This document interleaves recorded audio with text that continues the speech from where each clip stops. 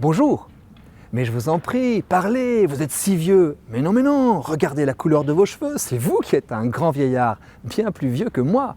Dans certaines sociétés asiatiques, on vante le grand âge. Le vieillard est vu comme un sage, à honorer et à craindre, car il va passer au statut d'ancêtre. En Afrique, on dit qu'un vieillard assis voit plus loin qu'un jeune debout. Qu'en est-il dans nos pays occidentaux? Dans la France de Louis XIV, l'espérance de vie ne dépassait pas 40 ans. Le vieillard était rare et reconnu comme précieux. L'espérance de vie a doublé. Le jeunisme fait désormais des ravages. Chacun tente de ne pas faire son âge, quitte à en faire des tonnes. On abuse de certaines chirurgies esthétiques qui risquent, désolé, de faire perdre au visage leur expressivité. Mais les vieux se sentent de plus en plus dévalorisés.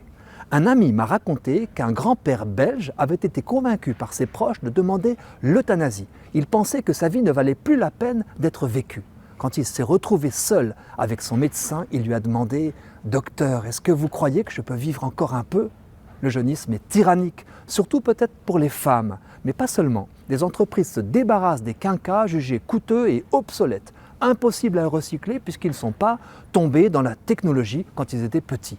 À l'heure où l'on se soucie du développement personnel pour aider chacun à trouver sa place dans la société, l'expérience humaine des sages est au contraire de plus en plus vitale. Sages professionnels, mais aussi sages retraités.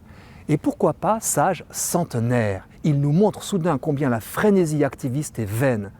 Tout vieillard ne peut pas tourner 1 heure sur un vélodrome comme l'a fait un Français de 105 ans. À la descente de sa bicyclette, il a déclaré « Vous savez, on met 9 mois pour venir au monde et 10 secondes pour claquer ». Les vieillards ont le mérite de nous rappeler que nous sommes mortels, surtout depuis qu'en général on meurt désormais vieux. Mais cela ne les empêche pas d'être 100% vivants. On s'étonne quand ils font des projets alors qu'ils démontrent simplement que leur valeur ne baisse pas avec le nombre des années. Bon.